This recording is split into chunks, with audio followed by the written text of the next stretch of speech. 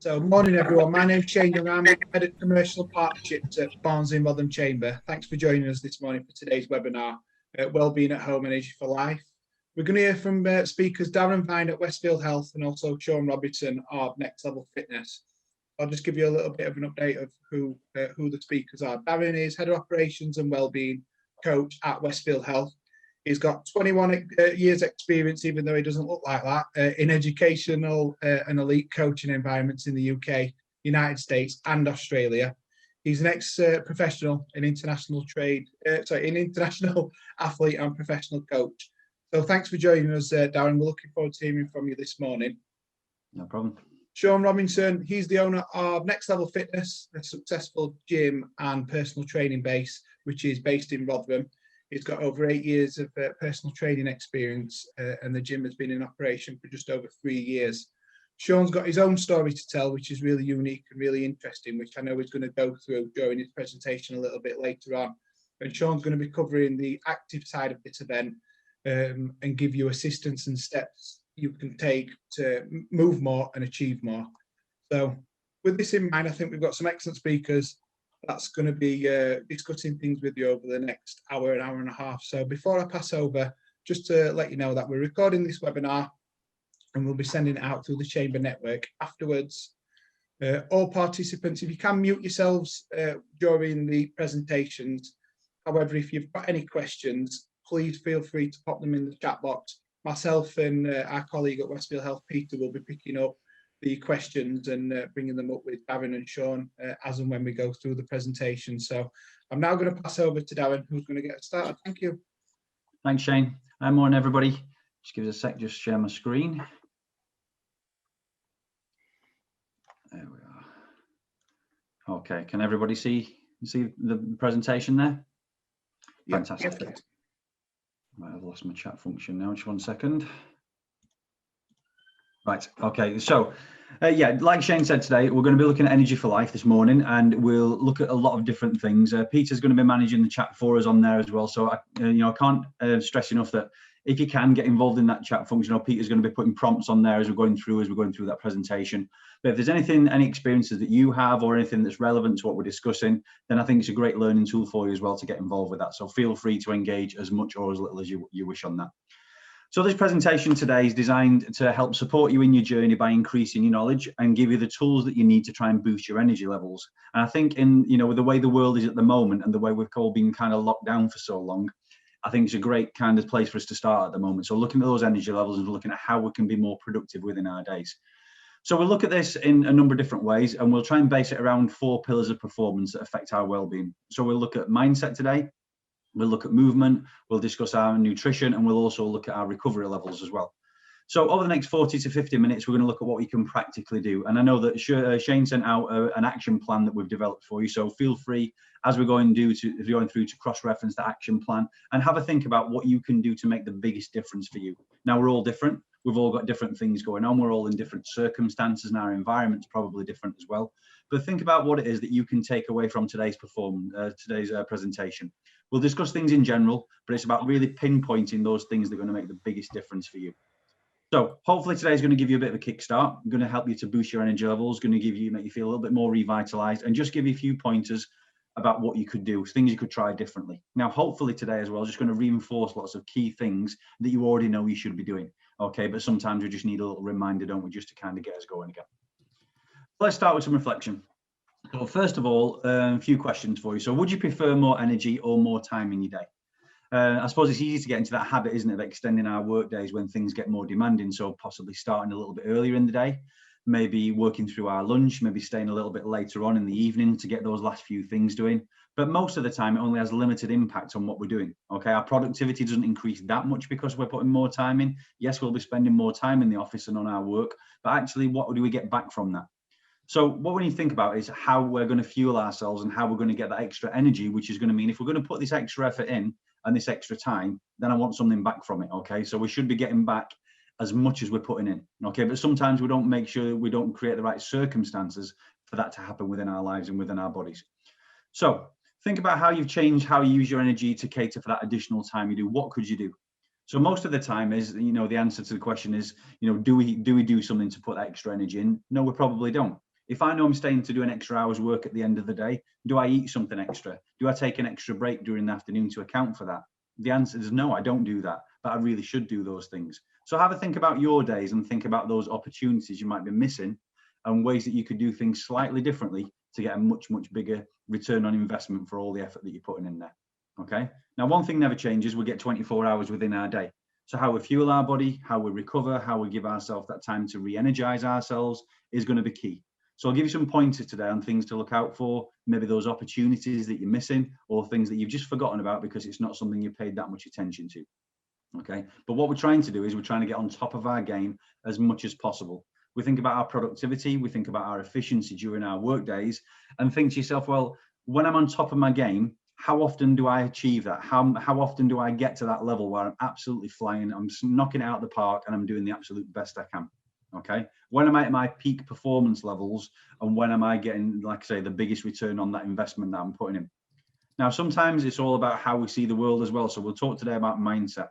We'll talk about a positive mindset as opposed to a negative mindset, because one of them energizes us and the other one takes lots and lots of energy away from us. So how we see the world is going to be crucial as well. Okay. So thinking about things we can do to work smarter rather than working longer is kind of going to be the crux of this today. So thinking about those small changes, and I suppose in anything in life, isn't it? It's the small changes that you make that make the biggest difference overall. Okay. So we'll think about those positive things you can do. Okay. Think about the structure of your day. Think about how you approach your days. Now, we'll all have times during the day where we know we're more effective. So for some of us, it might be the morning. Some of us, it might be in the afternoon. But do we plan our days and do we plan our work around those productive times? Are we accounting for the fact that our bodies will ebb and flow through our day? And we have these natural rhythms, which we'll discuss later, called Ultradian Rhythms. So we have peaks of energy and then we have troughs where we need to recuperate and rest. But generally, we don't tap into those things. We just keep going. We power through our days because we've got a certain amount of work we need to do. So we'll talk about all that stuff today. Okay. But I suppose the main thing when we're talking about being energized, yes, we can be productive. Yes, we can be energized. We can be more effective. We can try and reach the top of our game. But actually, being more energized is going to lead to you feeling happier. It's going to lead to you feeling more fulfilled. You'll feel like you're achieving more during your days. So in terms of our overall well-being, it's massive. But I think it's one of those things in terms of our energy levels that we sometimes just neglect. Okay, we don't focus on that because we're focusing on everything else that's going on in our busy lives. So I think it's time we kind of had a little bit of a refocus. We had a little bit of a think about where we're at and what we need to do next to get more out of ourselves, but ultimately more happiness and contentment during our days. When it comes to our energy levels, we need to give ourselves that context. And in terms of when we say the words energy for life, I suppose we've all got a different perception of what that means for us in our own individual circumstances. So what does it mean to you? You know, we do ebb and flow during our days. We do have these peaks and these troughs like we've mentioned, but it's about making sure that it's lined up with your lifestyle and what you're doing and what your energy needs are. Some of us might have, kids. Some of us might not have kids. Some of us might have a long working day. Some of us might be working part-time on shorter days. So it's about making sure that whatever we do today, you link it into your lifestyle and you make sure that it has the biggest impact. Okay. Do you know the circumstances when you feel energized? If you think back to last week, for example, and think about, okay, maybe it was like this day in last week where I felt great about myself. I felt really good. I woke up feeling really refreshed. Okay, did that happen by chance? Maybe it did. But can you harness and can you think about what you changed in your lifestyle, what was different about that day or the day before, which allowed you to then wake up that next day feeling like that? Okay, so it might happen by chance, but if we can take control of this situation, then we can start to recreate those opportunities more often and make it commonplace rather than just a one-off in our days. Let's have a look at a few facts and figures about how we work. So yes, we do work longer, and when we work longer, we want to get the most out of it, but research suggests that we don't. Okay, so after 8 hours of work, our productivity stays decreased by half. So is that going to be the best use of your time by extending your day? Yes, we might have more that we've got to do, but actually we're not being productive in that time. So we've got to think about how we can achieve that. If we increase our 40-hour week to a 60-hour week, for example, although we are spending an extra 50% of our time in the office or doing the work, we're only getting a 25% increase in our output. So something's getting lost somewhere. And like we've mentioned, if we're putting that extra work in, then we expect to get that return on that. So we might as well use that time productively if we're going to have to work those extra hours. So thinking about putting your energy in, thinking about what you can do during your day so that when you do maybe increase that day, because you have to, because we've all got these busy lives, and hopefully that's not too often for you. But if we do have to increase what we're doing, we've got to think about what we're putting into our body and how we live in our lifestyles to get the most out of it. So rather than working harder, like we've mentioned, and working for longer, it's all about working smarter. And I'm sure that's something everybody would like to achieve. In terms of our energy levels and having a lack of energy specifically, how does that look for you on a day-to-day basis? Now, we've all got, I suppose we could look at our energy like a bank account, couldn't we? So we've got deposits that we're making during the day. We've also got lots of withdrawals coming out. So it's about where our energy is getting depleted through our movements during the day. It might be things that are going on as we're just going through our days that are taking that energy away. But then are we actually considering that and then making sure we're putting energy back in?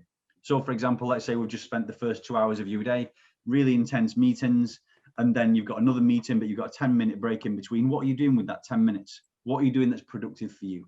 Okay, so it's making sure that we take those opportunities, we recognize them, and we do something that's productive for us. Now, fatigue's one of those things that people suffer from these days. Constantly operating at low energy levels has a major impact on things, and especially performance. Okay, but things like your concentration, your mental sharpness, productivity, engagement, they're all going to suffer if we've got a lack of energy. So from the things that we can see on the screen there, just think to yourself, which one of these things will show themselves most for you when you've got that lack of energy? Concentration, for the study that this came from, every single person said their concentration dropped, and I can relate to that as well. When I'm not feeling on top of my game, so for me, late afternoons is where I start to drop a little bit in terms of my energy levels. And I know if I don't do something to boost the energy levels there, if I'm doing these intense tasks at work that take a lot of my time and a lot of concentration, I'm not as effective. And I might lose something, you know, it might take me, I might be doing half an hour's productive work, but it might take me an hour to get through it. And again, that's not a good use of my time, is it? So it's about identifying what the issues are for you. And if we can really be self-reflective here and think about those things that are impacting on you the most, and we can target them and pinpoint them, then that's when we can channel our energy. Okay, so that's where we can make the biggest difference. So when you're at low energy and these things are affecting you and you know this is happening, what are you going to do about it? Okay, so hopefully we'll give you a bit of a toolkit, give you some ideas, and then you can then put these things into practice. Okay, maybe add these into your action plan for the next 4 weeks if that's something you want to follow. So we know what the impact of low energy is, but then we need to think about what's causing it. So, you know, there's lots of things in our energy drains, in our energy stores that are taken away from us. And this study, which was done in 2015, so it's quite an old study, but it's kind of the benchmark in terms of productivity drain. So of all these things listed down the side there, they're all in rank order. So the biggest thing which was a drain on productivity was someone's financial concerns, all the way down to having at least one musculoskeletal condition, for example. So we think about things like stress. Now, stress has a big impact, and we'll talk about this a little bit later, but I think it's really important that we reference it now.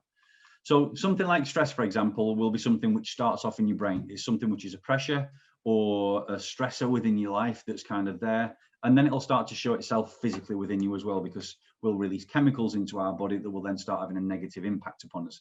Okay, if we keep that stress there for a long time, then that's going to start to impact upon our resilience. It's going to start to impact on our mental toughness, for example, because it's going to start chipping away at us. So we've got to be careful that when these tough times hit, that we do things that are productive to get us out of it as quick as we can, to re-energize ourselves so that they don't get these long-term chronic impacts.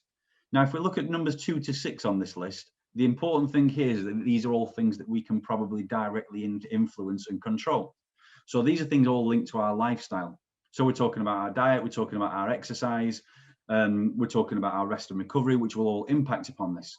So if we know that numbers 2 through to 6 there, and these are some of the biggest drains that was there, you know, they're 5 of the 6 biggest ones there. If we know that they're the biggest things and we know we can control those things, what do you do on a day-to-day basis to impact upon these? Okay. Now, if we reduce our weight, if we've got, you know, when we need to lose a few pounds, if we can do that and put less stress on our body, if we're eating more healthily, then that's going to also impact upon number 11, because it's going to impact on our blood pressure. We're going to reduce our blood pressure that way. Okay. It might even impact on number 12 as well. So before we know it, by making small changes within our lives, in terms of those lifestyle things that we can control, we can really, really start to have a massive impact on our energy levels. Okay. So we're in control here. Now, we can't do anything really in terms of our financial concerns through an energy point of view.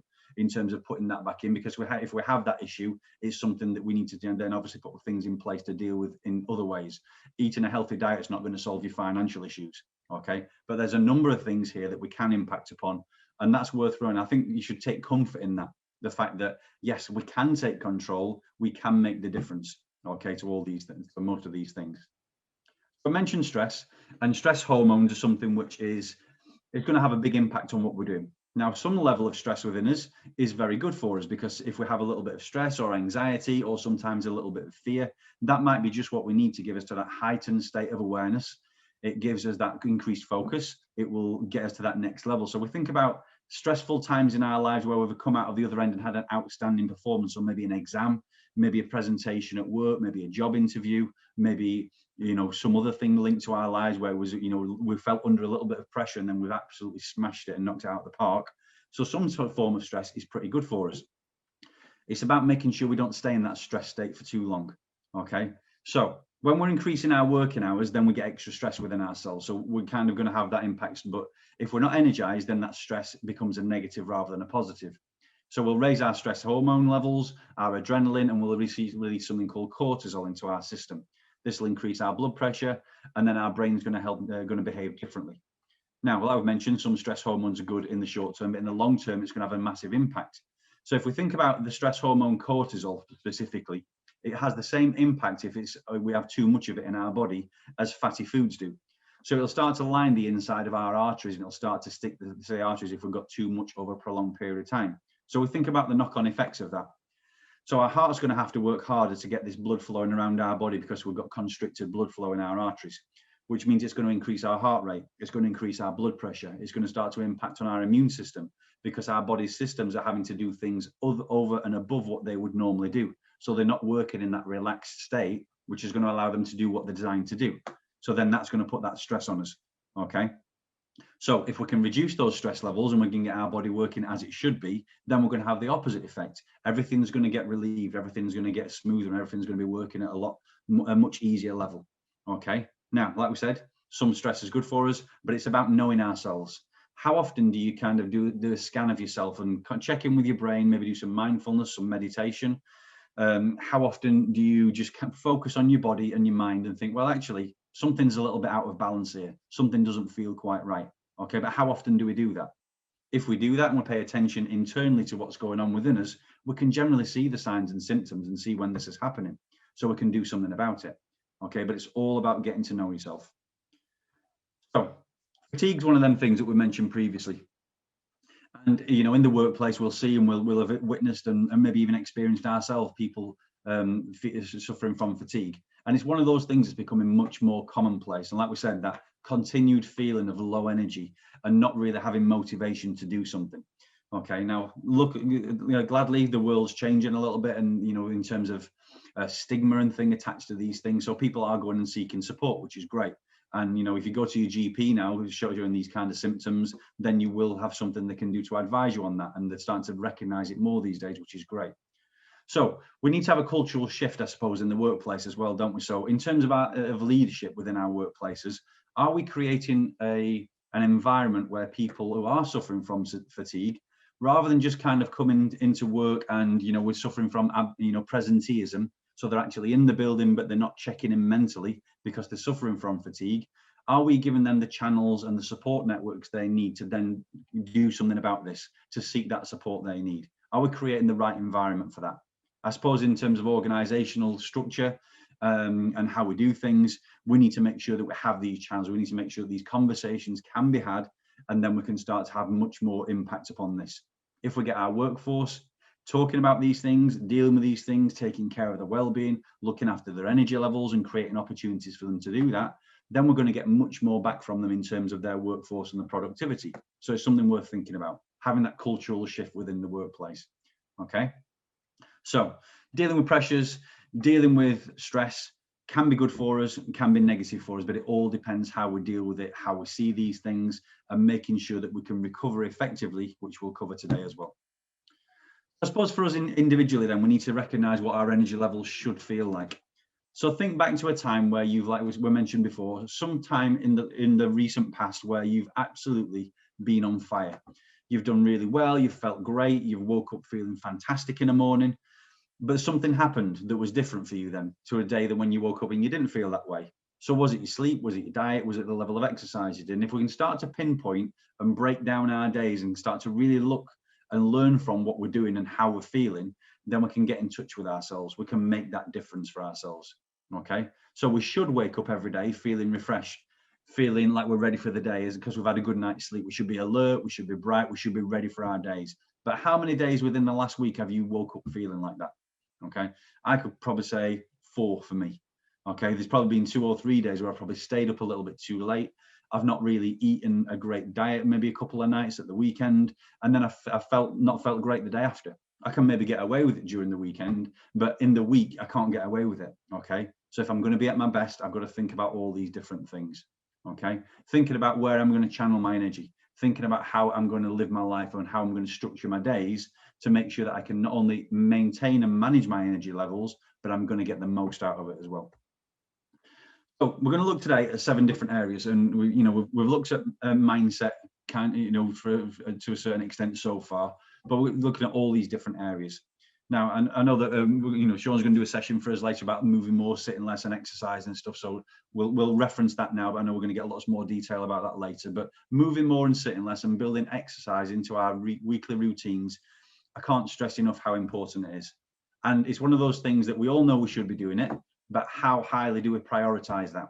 Do we build our days around our exercise and our movement, or is it just an add-on that gets knocked to the side and discarded when things get busy for us? Okay, so it's all about how we look and how we see the world and how we think it's going to improve things for us. Eating healthily, we'll look at the different things we should be eating and how we should try and think about these things, and making sure that we're putting the right food in. Our bodies and our energy levels directly relate and reflect what we're putting into our bodies. So if we don't put healthy things in and we put things in that aren't great for us and we're not eating at the right times, then we'll feel it.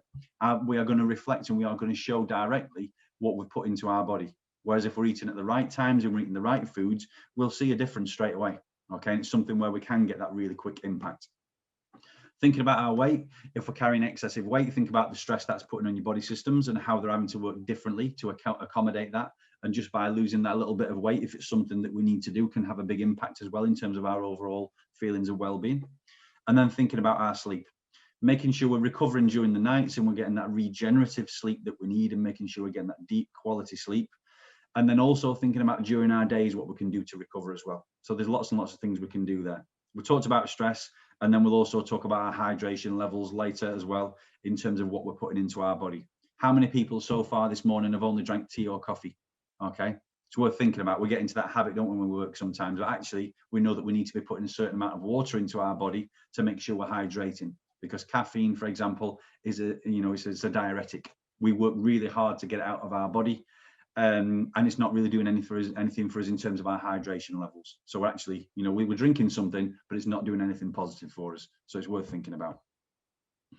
So just take a step back for a second from the energy, and let's have a think just about the bigger context. And we're all trying to establish and trying to live our lives with a certain level of equilibrium and balance. So we've got different things that will impact upon us in our physical, our intellectual, and our emotional balance. And we're all individual, we're all different, and at different times, different things will be more important for us. So for example, you might feel that you have a health and well-being balance today, and you might feel great about things, but in a couple of weeks' time, that might shift because something might come along, a change at work, a change in your personal life, whatever it might be something that we're not expecting. So we always have to kind of account for this and accommodate and compensate in different ways to make sure that we can achieve this balance with what's going on for us. So for our balance, we've got to think about our mind. If we're positive about what we're thinking about, it will definitely energize us. If we see the world through positive eyes. Now, when we see the world through negative eyes, which is sometimes what our self-talk is in our minds, we'll normally default to a negative thought about something. If we stay in that negative thought and we ruminate and we worry about things in the future that might happen, then that really depletes our energy levels, because we're channeling our energy into things that we sometimes can't even control. Okay, and that can be a real negative for us, and it affects our balance. Whereas if we can just accept the fact that I might default to a negative thought in my mind, but then I look beyond that for the positives that might come out of that, and I let my rational, logical brain kick in after that first emotional response to something, then I'll start to feel more energized. So by picking and choosing how I think about things is going to make a massive difference. How I live my lifestyle, for example, we talked about the exercise, the diet, the sleep, the recovery, all those things that we're going to cover in a few minutes now. That's all going to also impact upon that equilibrium. So I know, for example, at the start of first lockdown, I was put on furlough, and it really impacted upon my mind. And I was having lots and lots of thoughts about what might happen in terms of my job. Would I have a job? Would I be made redundant? Would I have to go back to teaching? I was a teacher for 18 years before I started doing this work a couple of years ago. And I was really focusing on all those things that I couldn't control. As soon as I started to focus on my day to day and make sure that I was making sure today was a good day, then tomorrow started to look after itself. Then the week started to look after itself, and I had a completely different. So I was really energizing myself from my mental point of view. I made sure that I got out and I planned to do exercise every day. I made sure that I was eating healthily because I knew that I might be in this situation for a while, and I was on furlough for 3 months. So then all of a sudden I started to change my lifestyle and how I'm eating, how I'm recovering and resting and so on. And then I started to get a bit more balance all of a sudden because I was all over the place. And then we've got our natural functions, haven't we? So how our body's working, how our digestive system's working, our cardiovascular system, for example. So it's all about knowing yourself and having that self-awareness, but you've got to create time during your days to have those little check-ins with yourself. So it might be something formal, like some meditation. It might just be getting out for half an hour at lunchtime and going for a walk and putting anything down and just thinking about you and what's going on with you right there and then. Okay. But it's making sure we can try and focus our energies on the right things that will give us the balance, and making sure that we're aware when we need to put in the extra energy if we need it, and just getting a feel for how we are. And then we can live our lives in a much more effective manner. In terms of our well-being, we've talked a little bit about mindset there, but there's 3 more areas that we're going to discuss today. So we're going to look at nutrition, we're going to look in more detail at movement, and also recovery. And if we can look after these things, then that's going to make a big difference in terms of our energy levels. And it's a really great way to kind of structure and focus on those different areas. So what if my mindset's not right, I might have to compensate somewhere else and build in a bit more movement, for example. If I'm not eating properly, then I might need to recover better because I'm not using that food effectively. So I might need to build extra things in. So it's all about that compensation that we're talking about. So in terms of the 4 pillars, we've got to just realize that, we just made reference to it. They are interrelated. We don't usually get one without the other. And what we do in one area in terms of the pillars will affect something else. So we've got to make sure that we are thinking about them all as a whole rather than individual parts. And the interplay between them is going to be different depending on you and your lifestyle. So again, it's about thinking about what is it about my life? What is it about how I'm living my lifestyle, how I'm addressing these 4 pillars that's going to make the biggest difference for me? Okay. So thinking about those lifestyle choices, thinking about those basic core values that you have, and thinking about building a strategy around you. Rather than saying I'm going to do these 10 things because that's what I've been told to do. Okay, well, those 10 things might not be relevant to you. So think about what's going to make the biggest difference if you're going to get the most out of this. Okay, trying to be energized, but trying to live your life in a balance that's right for you is how we're going to build that strategy. Let's start with movement. So exercise is one of those things that we know we should be doing every day, but how many of us actually create the time to do it? When we're doing it and we are building it into our days, we probably already feel a massive improvement into, we'll probably feel more awake, we'll feel more energized, and we'll feel better about ourselves. Okay, but then sometimes our busy lives will take away from that, like we've mentioned. It's going to take us away, and we're not going to be utilizing that energy as effectively because we're not focusing on this key area of our daily routines. So building exercise and movement into the routine, I suppose lockdown and the pandemic's been one of those things that's really highlighted this for us, hasn't it? Now, some of us here today will have increased our exercise levels because we know that we are less susceptible to coronavirus, for example, as one example. Because if we build that exercise in, then we can make sure that we strengthen our immune system. Some of us might have got in the habit of being, caught up in it all, and then we've just decreased our exercise levels. We've not had the opportunities to go swimming or to the gym, for example, and we've found ourselves being more sedentary. Okay, and that's just how the world is, isn't it? We've all got different priorities and so on. So think about for you. Think about when increasing your movement levels would be most effective for you. If you're working from home, are you using that commuting time effectively? Maybe you could build it into the start of your working day when you'd normally be commuting. You could do something, go for a walk or do something active. Is lunchtime the best time for you? Is after work the best time for you? But it's about making sure that you can have those blocked off periods of time where they're going to be protected. Making sure that if we're committing to this, then nothing else is going to impact upon that. A great way to change these lifestyle things that we're talking about today is to involve the people around you. So, tell your husband, tell your boyfriend, tell your girlfriend, tell your family, get everybody involved in this so they know that you are committing to changing these things. And then you'll find you'll not have as many things impacting upon your time. But let's think for a second about the benefits of moving. So yes, we have that stress buster where we've got that cortisol building up in our bodies, and we can relieve that by just going and doing some exercise. So if we do feel we're under pressure, moving more and exercising is a great way to combat that. Okay, our body's going to be more efficient at using the energy that we have because our body systems are going to be much more effective. So if we're going to be investing in our energy levels, then by exercising, we're going to get the most out of it as well. Okay, think about how you feel when you've been exercising afterwards. You will feel refreshed, you'll feel better, you'll feel on top of the world. But we need to create the opportunities for us to be in that place again. And then also sometimes it changes your perception on things. Now, mindfulness is quite a big thing these days. It's talked about an awful lot. Now you can do formal mindfulness or you can do some informal mindfulness. Now, for some people, they might want to go down that formal route and do the meditation and have that specific time with breathing activities and so on. For me, my mindfulness is going to the gym, because if I'm having a stressful day and I can go and have a workout, I focus on that workout, I put all my troubles down, and then when I come back to my work or whatever it might be that's been causing me the stress, I've got a different perception on things because I've been able to put it down for a little while, and then I can come back to it with fresh eyes. And it's amazing how important that can be for you. In terms of exercise levels, trying to build up around 150 minutes during your week of moderate intensity exercise. However you do that, it's up to you. It might be long bouts, it might be short bouts, but trying to do a minimum of 10 minutes at a time where you increase your heart rate, and then we'll start to see some fitness benefits from that. Remember, think about your starting point. Don't start to do too much too soon and risk injury. It's about making sure that this matches up with you again, isn't it? And there's an awful lot of things out there at the minute saying that strength exercises are really, really beneficial for us these days. So have a think about you, think about what you need, think about how you could just increase that movement to start with if you're just starting out, or if you are already exercising, well, what could you do to increase that and get more out of it from an energy point of view? Okay, build those breaks into your days. Don't just work, sit down from 9 o'clock, get up from your desk at 5 o'clock, maybe do something during your day. Can you schedule something in which is going to help you as well? Okay, it's going to be great for reducing that fatigue. It's going to be great for reducing the stress, but it's going to be really, really important for boosting those energy levels. So eating is going to be important as well. If we're talking about energy and fuel, we've got to talk about eating, haven't we?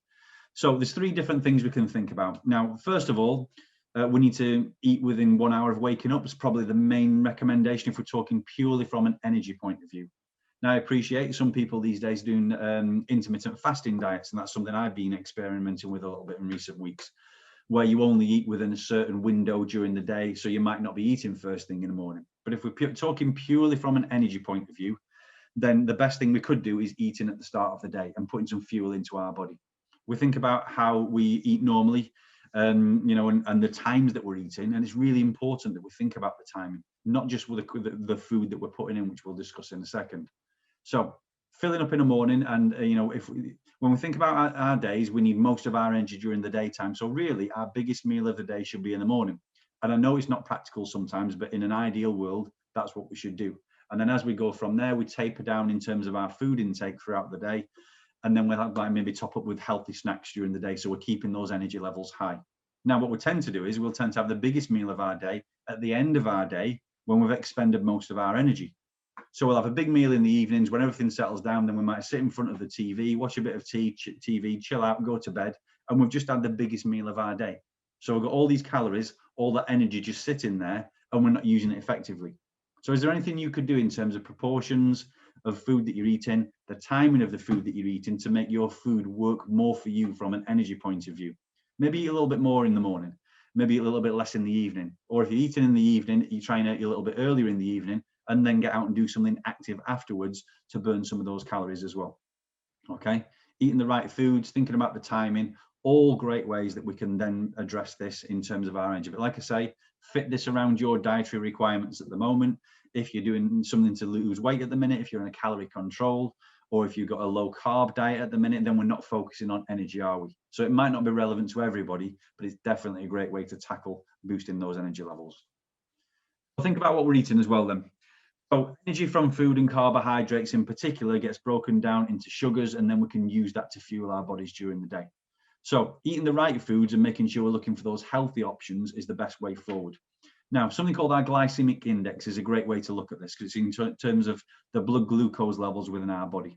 So if we eat something called high GI foods, which are those processed, fatty, high sugar content foods, they'll give us a peak in our energy levels, but we'll come down the other side pretty quickly. And we'll often feel like we need to eat again pretty soon. So we're putting more calories into our body. Okay, so it's not an effective way of doing it. By having those low GI foods, the unprocessed natural options, maybe the whole grain options as well, they have more complex carbohydrates. They take longer to break down. So we get a longer, more drawn out process of that energy release within our bodies. And that's what will keep us at that optimal energy level throughout our day. Okay, so they're a much more effective way of doing it. So yes, we're getting the health benefit from having those natural unprocessed foods, but we're also going to get as well that slower energy release, which is what we're after. Okay, because if we can keep those blood glucose levels at a pretty consistent rate throughout our day, then that's going to help fuel us and give us the energy we need to be performing at a higher level. Okay, so it's worth thinking about the timing of what we're eating, but also what kind of foods you're eating. Healthy options, natural options, whole grain options are the best way to do this. But again, fit it in with your diet, and it might not be that you can do that 24 hours a day. You might have to have some processed or some pre-packaged food at some point during your days because it fits within your lifestyle. But we'll try and make the majority of the food that we're putting that way, and then we'll get the most out of it. Okay.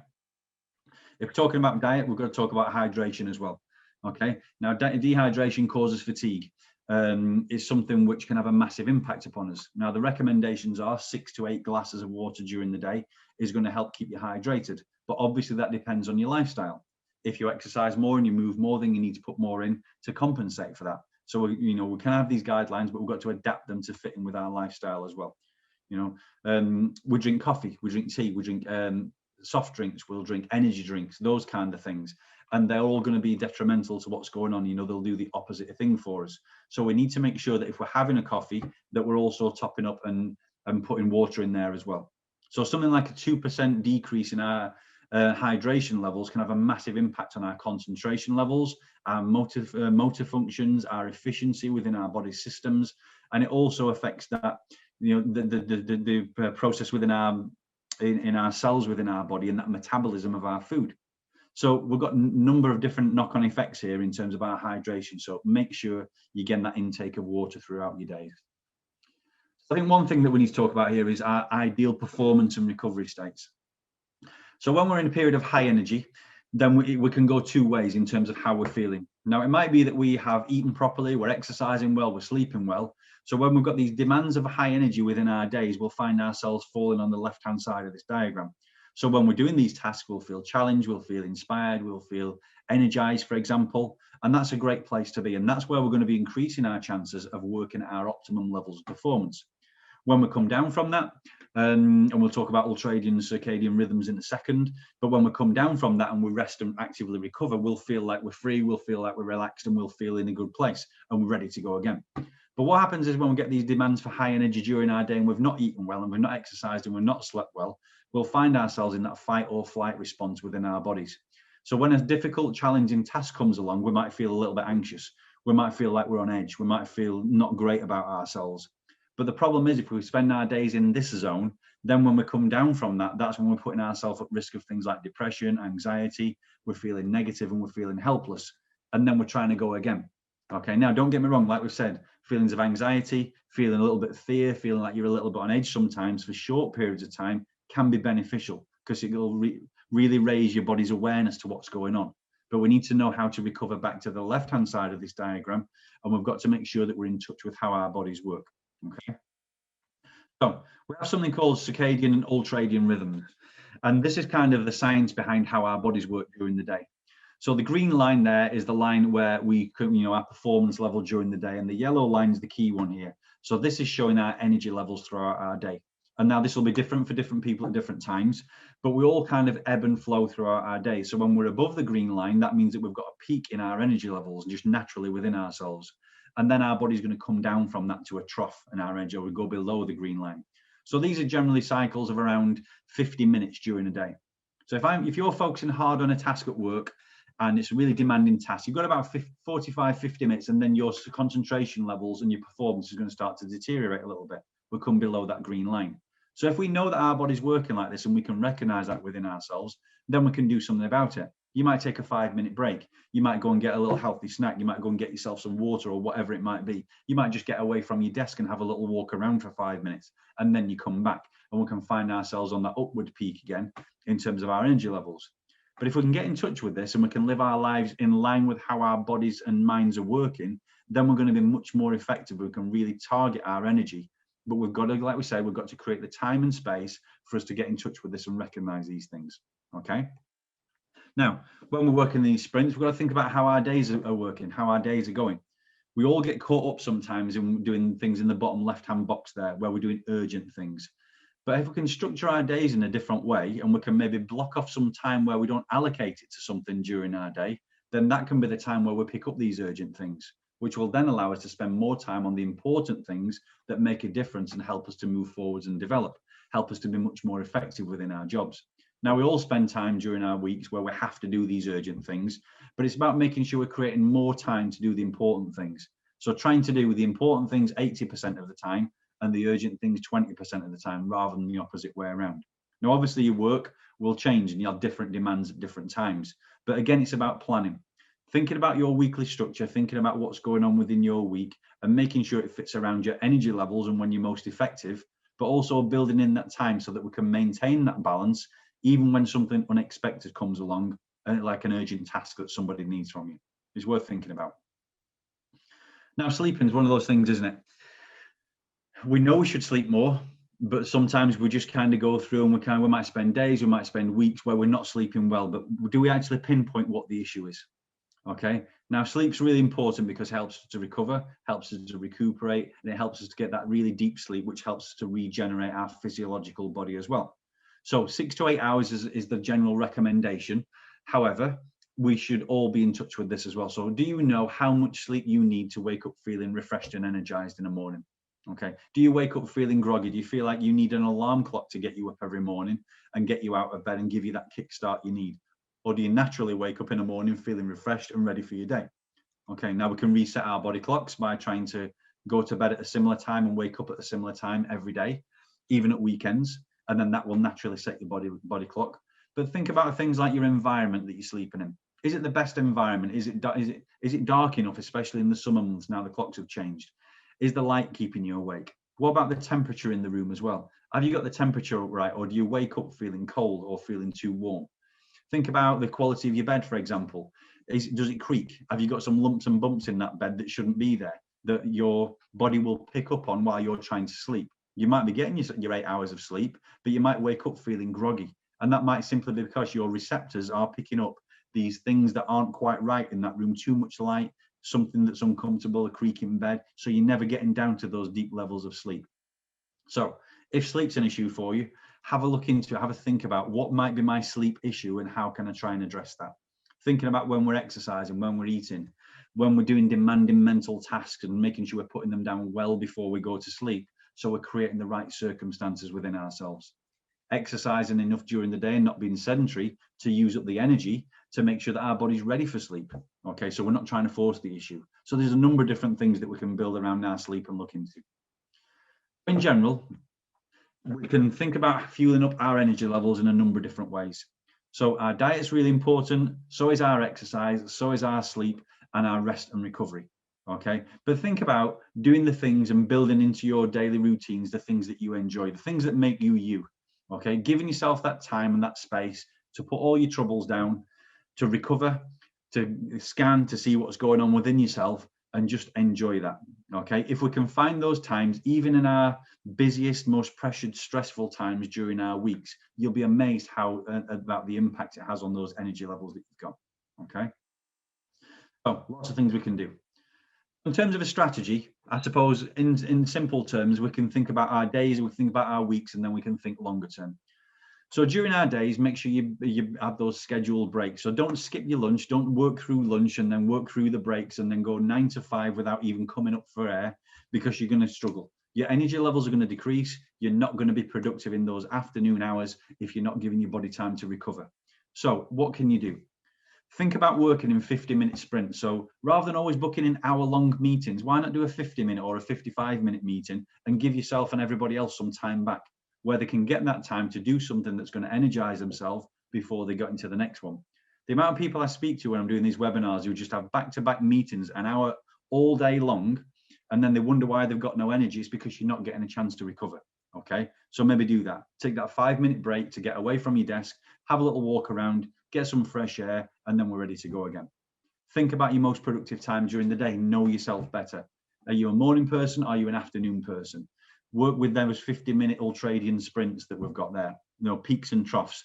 Recognize that, reflect that, and then you'll find you're much more energetic during your days. And also think about things that you can do for yourself. Think about the evenings, think about weekends, and doing the things that you enjoy that we just mentioned. During the year, think about your, gosh, thinking about holidays, that'd be a novelty, wouldn't it, for us these days? But if you think about your annual leave and thinking about using it most effectively. So think about saving up some of that. So rather than using it in big blocks of your annual leave, leave a few days back for when you might need them.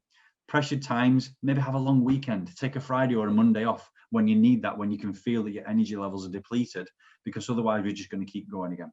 But it's about making this work for you.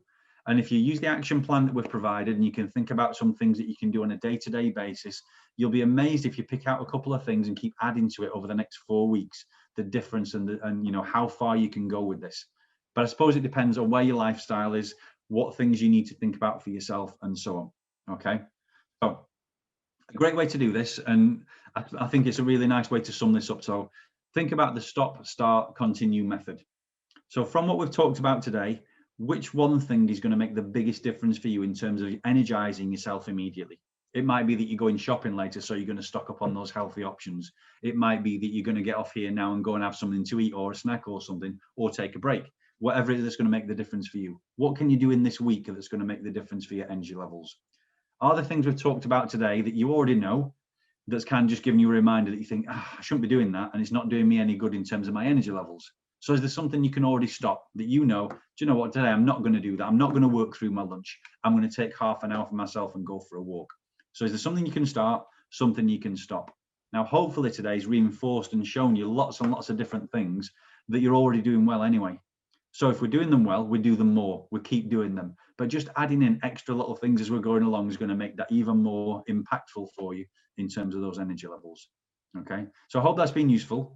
I hope it's given you been a nice reminder for you. I hope it's given you a few different ideas of how you can look at things. And I know there's been a lot coming through on the chat there. So is there anything came through there, Peter or Shane, that we need to go back and just answer any questions? I think it's been very engaging, Darren, and thank you very much to covering all the areas that you've covered. Very insightful. I know people are at different levels in terms of their health and well-being, their energy levels. I said earlier about one thing that we talk about when we're in the office all together is we have a bit of a saying. Once we've all had lunch and we're back at the desk doing our thing, we kind of all, not all of us, but we tend to get your after dinner dip, and that's could be potentially due to the food we're putting in our bodies, etc., etc. What would you say to that, Darren, as such? Well, it's finding out what works for you, isn't it? So if you know that you get that after dinner thing, then maybe incorporate some movement into your lunchtime as well. So don't just sit there and eat the food and then expect that you can just go again. Get away from your desk, you know, get up, move around, get your body systems working again, just nip outside, get some fresh air. And is trying different things and then seeing what works for you, because what works for you, Shane, might not work for somebody else in the office. So it's about knowing yourself, really, I suppose, and just trying what is. Maybe it's what you're eating for your lunch as well. You know, are you eating something healthy? Are you, you know, fueling up the right way? Are you having something that's more convenient than healthy? And then again, that might give you that little quick peak, and then you might fall off the other side of it. So, yeah, I suppose there's different things you can try, but it's about trying different things, seeing what works for you. Absolutely, and thanks for that, Darren. And we've talked about kind of being at our desks a little bit too long or sat in front of our laptops, and there were a lot of comments that people kind of all shared really, and it was the same thoughts that we like to go for a lunchtime walk, you know, to get some fresh air, and then that opened up a wider discussion on the chat in terms of what they do, whether it's taking the dog for a walk, whether it's getting out in the allotment, just being in kind of a nature environment helps a lot of people. So. And it does for me personally. I think it does for most people, to be honest with you. Definitely. And I think if you think about your meetings during your day as well, and you think sometimes you'll have a meeting with someone, you'll sit in front of a screen having that conversation with someone. You might not need to take any notes or refer to anything on your laptop or whatever it might be. So why not have a walking meeting where you and the other person go for a walk and have a chat on the phone? You might get the same outcomes from it, but you're both doing something that's going to be healthy for you. You're going to, you know, have that refreshing, energizing thing that's going to impact on the next thing that you do in the day. But it's just thinking a little bit differently about a day and thinking, well, rather than just getting started at 9 o'clock and finishing at 5 and maybe squeezing lunch if I can, thinking, right, okay, well, what can I fit into my day and how can I structure my day differently so it works for me better?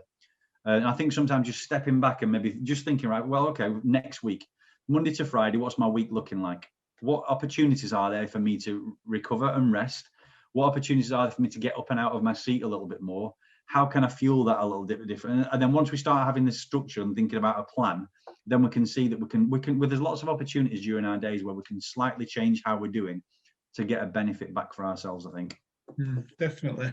And then sleep's a very interesting subject because we all would like to say we want more sleep, and I know there are a couple of comments saying not enough, and Peter put in there that his little one is very active and keeps him up, so it affects kind of his sleep pattern as well. And we all know waking up in the morning feeling refreshed gives you kind of that positive mindset to get cracking with the day. And if you wake up feeling a bit drowsy or a bit kind of sorry for ourselves, then it kind of impacts on the day as well, doesn't it?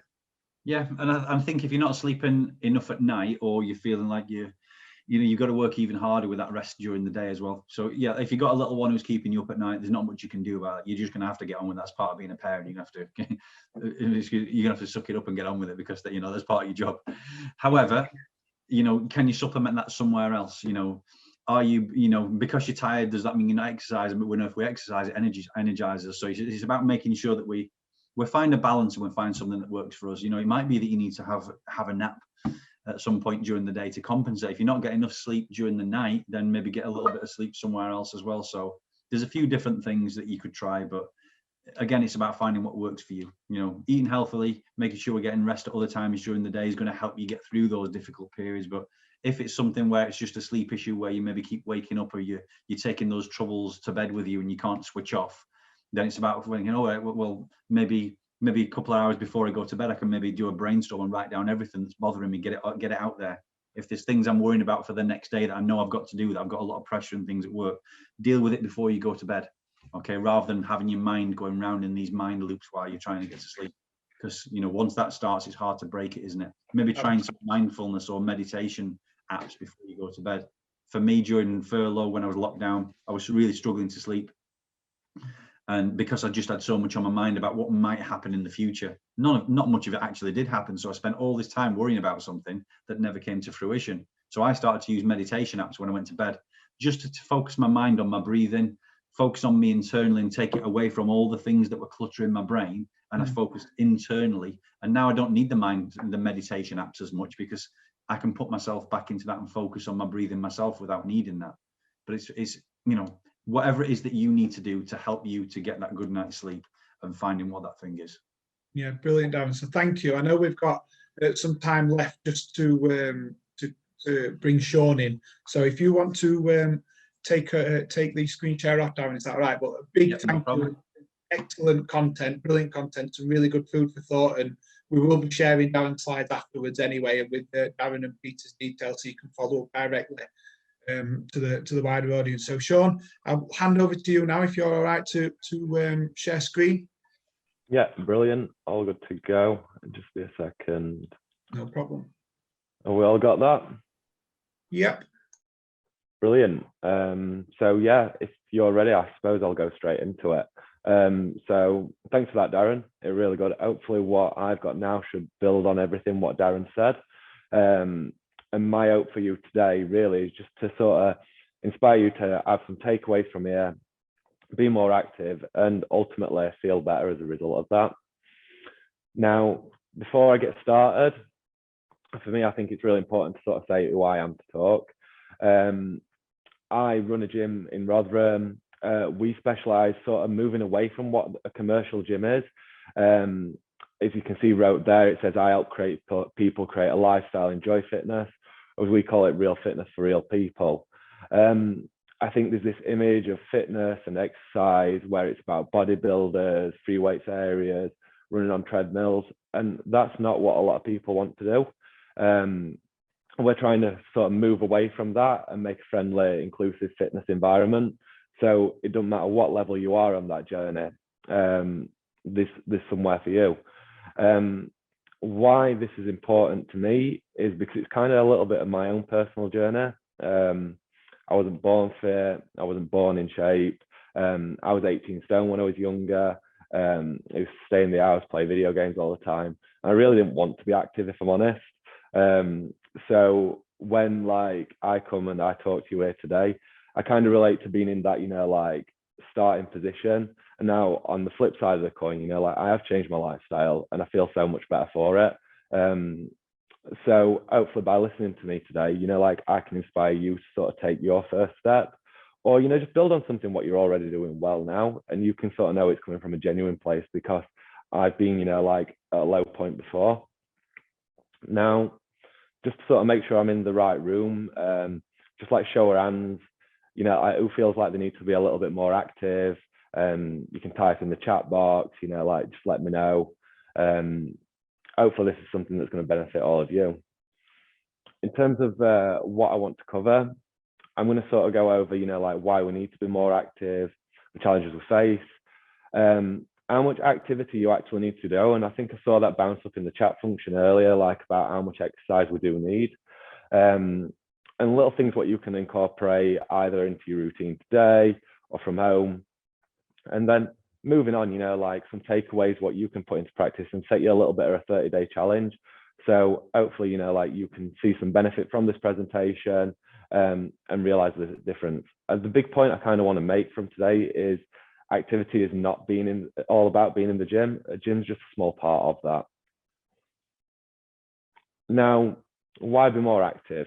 I think like a lot of the benefits we probably know are obvious, you know, like it benefits our health, it improves our sleep, it helps us maintain our weight, our body shape, manages stress, it affects our mood, our quality of life. It really ties into everything. And there are stats to back that up as well. So again, these are out on the screen for you. People who are more active compared to people who are sedentary most of the time have 40% lower risk of type 2 diabetes. They have 35% lower risk of cardiovascular disease, a 30% lower risk of falls, depression, dementia later in life, 25% reduced chances of joint pain, back pain, 20% reduced chances of cancer. So, you know, like just moving more, being more active has real effects on our body. Why is it important right now? Well, I think now more than ever, you know, like, you know, it is important. Like more of us are working from home. There's a stat for you on the screen there where we've actually found 80% of jobs these days require no physical activity. That means we've got at least 8 hours a day where we're sat down, we're in front of our screens, we're not moving. And that is going to have a knock-on effect. It's going to impact your body, your posture, your mood, your weight, your stress, your quality of life. And there's this big new stat going around now where they say sitting is the new smoking. And what we mean by that is the consequences of sitting for prolonged periods of time compared to actually getting up and moving causes the same levels of damage in long-term health as what we might see, you know, when we look at stats from smokers versus non-smokers. There's a reference to a study there, 2011 study from the NHS, which was surveying over 800,000 people. And that showed that between a 90 to 147% increased risk of diabetes, heart attack, stroke, and death from any cause, just as a result being inactive. So it's really important now more than ever that we get more active, especially if we're going to be working from home. And reading the room, speaking to a lot of people now, I think, you know, like we might, you know, like obviously the world's going to open back up, but, you know, there's a big desire to keep some of that home working in place. Now, I'm not coming to you and saying this, you know, like it's going to be easy. You know, we all face the same barriers, time, you know, like we've got busy work life, you know, like we've got more and more pressures of work. We're all, as Darren says, we're all working late, we work through lunches, you know, we've got kids, family, we've got other commitments. So, you know, like it can feel like exercise activity is just one more thing to fit in.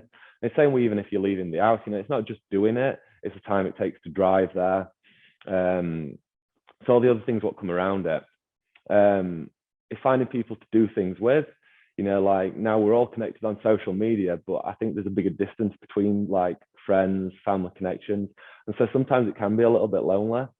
And then as well, like we said, you know, like we're stressed out, we're working long times. So maybe when it gets to like 5 o'clock and we've finished work, or we've got a lot on our plate at work, you know, like, and it's getting to lunchtime, just motivating yourself to get up and do something else can be hard. So I do relate to that. And the solutions, what I'm hopefully going to provide you with today, should be easy to implement around that. Before I move on, I kind of want to talk about our model, and this is the model of what we use at the gym. And this is this idea that, you know, like fitness is an inclusive journey. And to me, you know, like we're all at like different ends of that same scale. Me, when I was younger and I was 18 stone, I did not leave the house. And I remember, you know, like getting out of bed when we used to walk up the street to the shop, if it were a 10-minute walk. And I just really weren't about that. Whereas now, you know, like training and fitness is a big part of my life. You know, and you're not just going to go from A to B straight away. So it is a journey. And as it shows you on that graph to the side there, I feel like step one is to start moving more. As you start moving more, you'll get the positive associations, what come from exercise. You will notice the benefit. And then as part of that, maybe become a little bit more active. You know, like, can you do more with your evenings? Can you make better use of your weekends? And this would go back to what Darren's been talking about energy visits. And I feel like the better that you use your downtime, the better your uptime as well. And then maybe you want to build on that. And then maybe, you know, like exercise will become part of your routine, you know, and then you can move into fitness, you know, like if that's something what you find you enjoy. And then another level above that, what we might talk about in the gym is performance, but let's be honest, we don't all need to be there, you know, like that's just something for some people. The main thing for today is I want you to focus on these start gates of moving more and becoming more active. And what you will find is, you know, like as you box off one thing, habits do stack over time. You might find just by committing to this 30-day challenge, things do really change for you. The main thing what I want to stress is positive outcomes are the byproduct of new positive behaviors. So if we want things to change in our life, I think it's really important that we pick up positive habits. Moving on to actually putting this into place then, you know, like it's keep things simple. And the big part of this presentation is, you know, like, although I might talk about exercises, physical activity isn't just in the gym. You know, like it can be anything. It can be moving more into your day-to-day life. I think Darren mentioned going for a walk in lunch. Take your meetings as walks. It can be doing sports. Shane was talking before we started about playing golf. Some of us were mentioning about bike rides. It can be time you take with your family, playing more. And yes, then there is a part of it, you know, where there is exercise, and there's loads of great options from home. We can do home exercises, programs like Couch to 5K. But the main point here is that exercise is just a small part of that. And if you're wanting to increase your activity levels, the best way to start doing this is just to start simple. And, you know, like it can be a little bit of anything. Now, there was a question earlier in the chat about how much exercise do we need?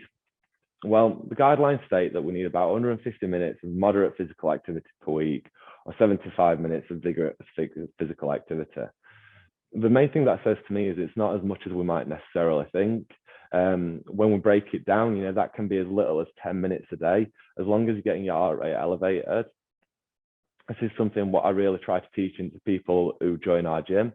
All our sessions are 30 minutes. There are intensity sessions, but for people who are busy, who have got to get to us after work, you know, like 30 minutes is a long time. So if, you know, they're looking to start and build a new routine, I say aim for 2 to 3 times a week, 30 minutes. And that is enough to see the benefits of exercise. It's enough to, you know, like change your body shape, see your fitness increase, see you change your shape. And it can be the same with the other things outside the gym as well, just being more active. So let's really zone in on that 75 minutes target to begin with. You know, like that's just 10 minutes a day. And I think we've all got time for 10 minutes, especially if we start to break it down a little bit more.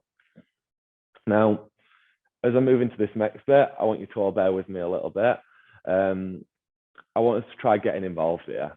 So we've all been sat down for the last hour. What I want us to do is try taking a little bit of a movement break. This is not going to be anything too daft, you know, like I don't want anyone to feel silly, just basic movements, you know, that you can all do from home. Okay, I'm only going to spend 2 minutes on this, guys, but we have been sat down for an hour, and I just want you to see how you feel after it. We're going to do sit to your chair or squatting. You can be stepping forward or lunging, as we're calling it in the gym. Move to the side, bowing. And then, if I can use my webcam a little bit, and I've actually set this up all right. Get a box involved. We're going to tap our shoulders, and we're going to hold this shape. Now, this is going to take about a minute. It's something we can all do. We're going to spend 10 seconds on each movement. I just want to see how we all feel at the end of it. So if you can see everyone stand up, or at least a few people, let's give it a go. I've got my timer, by the way, guys, so I'll be telling you what to do and when to move on. Okay, so let's get started. We're going to start with that squat, and we're just going to do 10 seconds. So 3, 2, oh, we've started, brilliant, fantastic. Okay, and then as we finish this squat, we're going to move on to lunging or stepping forward. 3, 2, 1.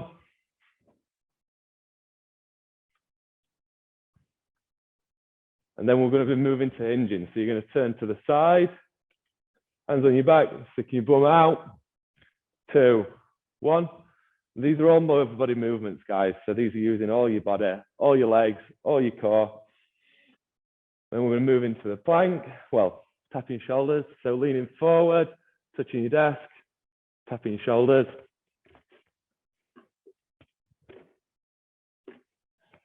And the final one is just to hold your shape. And after this, you can all stand up, shake off, get back into your seats. Just sit down. Now, I hope everyone feels all right. I hope no one felt too daft doing that or anything like that. But what I would hope is that you all feel like a little bit better for moving. When the purpose of, like this presentation is all about being more active and what we can build into a day. And I was saying take movement breaks, like when we're at lunch. Well, that only takes a minute. What if you did that for breakfast? What if you did that on the hour? If you did it before lunch or after? That's 6 minutes more activity than what was in your day before. And it's no doubt going to have an impact on how you feel. And in terms of like when it comes to training, like the purpose of training, isn't to be like massively into fitness or a big gym goer or anything like that. It's just to better prepare your body for the challenges of life. And Darren pointed out earlier about how it's, about building strength training is really important. Well, what I've just shown you there are all over body exercises. I can tell you now, if you do more squats like this, if you do more lunges, it's going to build strength around your legs. It's going to change your posture. It's going to be you do feel better at the end of the day, and you can do more, and you might have a little bit more energy throughout the rest of your day. Now, in terms of like taking this, into some practical steps, the best way to build any habits or any routine is to anchor them around your existing ones. Rather than take about, like on anything new, have a look at what you do in the morning. What do you do for lunch? What do you do in the evening? Like maybe before you start work in the morning, can you get out and go for a walk? Can you park your car further away from the office? I know that one's like probably a little bit less relevant at the minute since we're not actually going into work or, like working from home. But is there time for like a 5-minute workout? Is this something you can do there just before you sit down to the computer? At lunch, do you have to have that lunch in the office? Can you get out? Can you walk to the shop? Is there a park nearby? Because that's one thing I find works really well for me working in this gym. Spend a lot of time in the middle of the day where it's social media, it's on the laptop, it's doing all the boring jobs, what no one wants to do. It doesn't matter how nice facilities are or anything like that, like it gets a bit much when, like I've just been sat in an office. Going out and having a 20-minute walk just completely breaks up my day. So I'm really not asking you to do anything that I wouldn't do myself, but it really breaks it in half.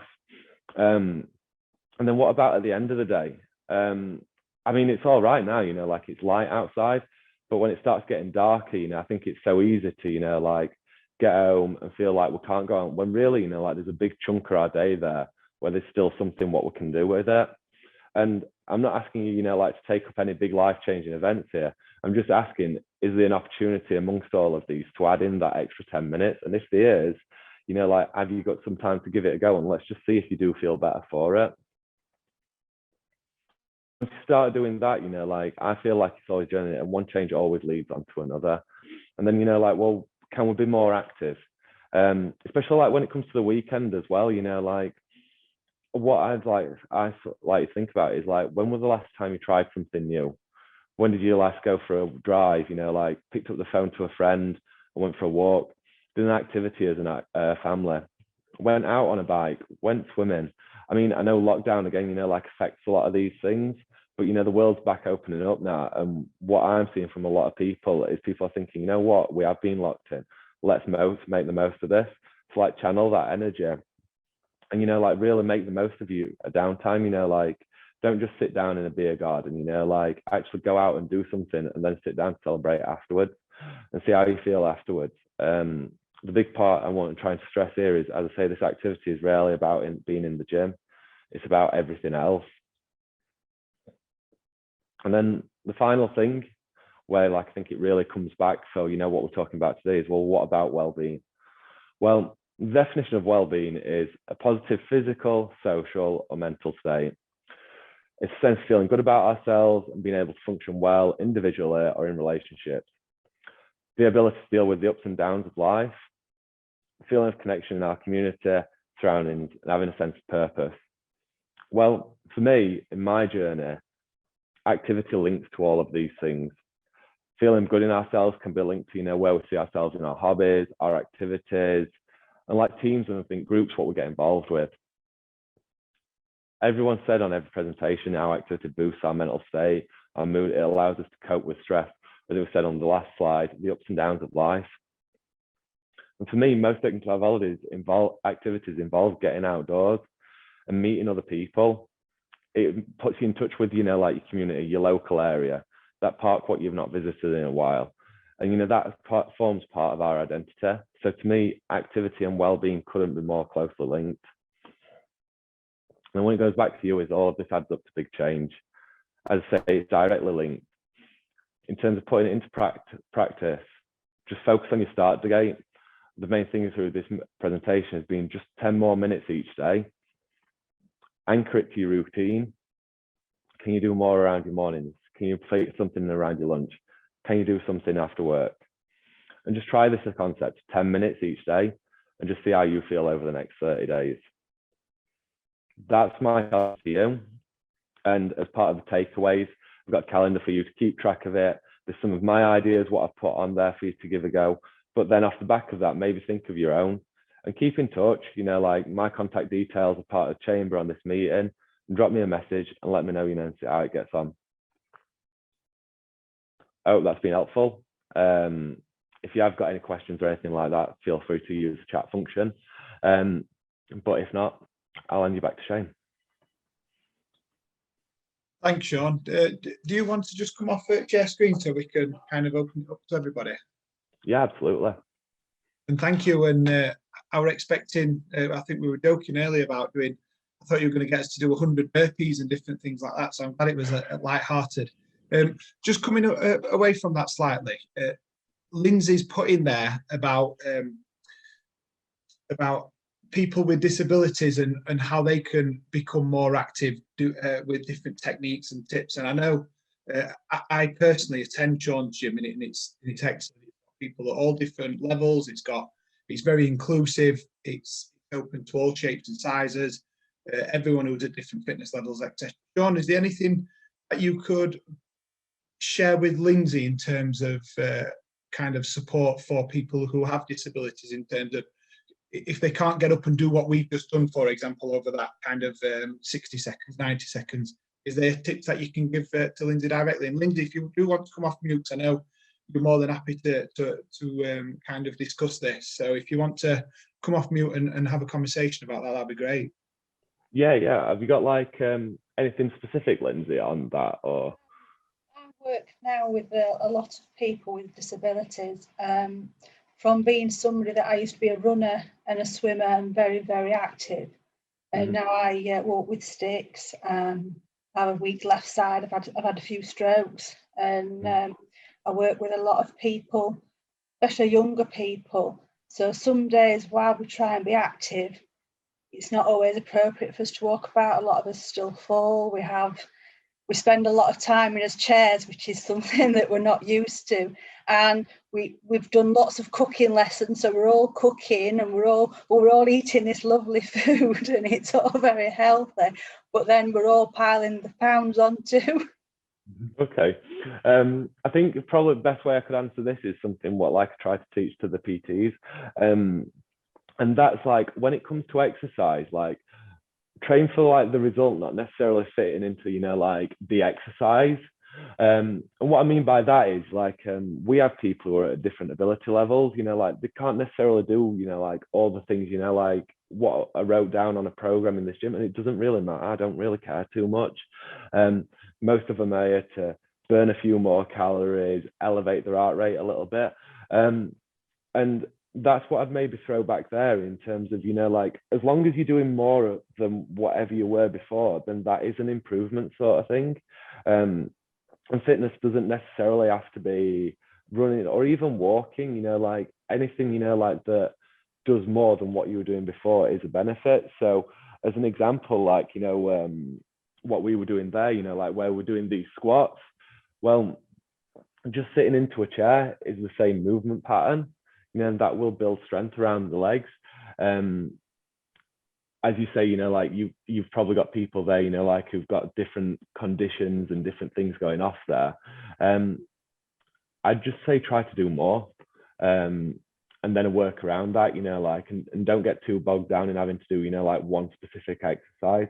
It comes down to like whatever your guys feel comfortable with and feel is doing a benefit for you. Does that help? A lot of the exercises that we're kind of looking for is things to do, because a lot of us, we spend a lot of time sat down because we physically some days can't get up and down. We're literally just sat a lot. So it's sort of more things that we can. I know we've had like little arm weights and things, but for some people that is difficult. It's just sort of incorporating movements that we can do sat down. You know, whether it's, I don't know if there's any like leg exercises that we can do where we're lifting as legs but not damaging ourselves, basically. Yeah, I mean, if you want, what you could do, if you want to drop me a message, and then we could sort of link up, and then I could probably send you through some specific exercises what you could do. I think, you know, the main thing there is, like you say, you know, like even if it's just sat down and moving, you know, like if it's more than what was happening before, then that obviously that's a great improvement sort of thing, and it only leads on to more improvements. Yeah, brilliant, thank you. And I think that's a general kind of message, really, isn't it? Everyone is at different levels, and it's understanding what your body can and can't do. And that links back to information Darren was giving out right through to the stuff that Sean's just covered. So that's really, really useful. So, and Vicky Reynolds there also said that the stuff we were doing, Sean, with the practical side, that'd be great if she could have some takeaways to potentially give to her staff, give to her colleagues. And I know you'll probably have something that you can share. So what I'll do on that, I will be following this event up with an email with the action plan from Westfield again, and then also some details from Next Level Fitness. But included in that will be Darren's details and Sean's details, if that's okay with you both, so people can contact you directly if they've got some questions that they're not 100% comfortable bringing up at this stage. Is that all right with you guys? Yeah, absolutely. Completely. Brilliant. Quite happy to send those movement breaks over. And then, as I say, if anyone wants anything specific, it all builds the sort of level of support we can offer to people. So I'm more than happy to help. Just get in touch directly. Brilliant. Is that okay for you as well, Darren? Yep, completely fine. Yep, no problem at all. Brilliant. So what we'll do, we will bring the event to a close, if that's okay with everyone.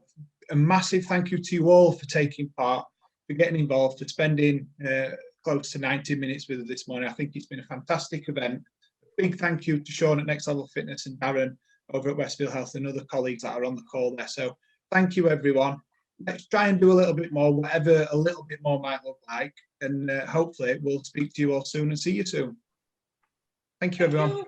Cheers. Thanks, everyone. Thanks. Thanks, everyone.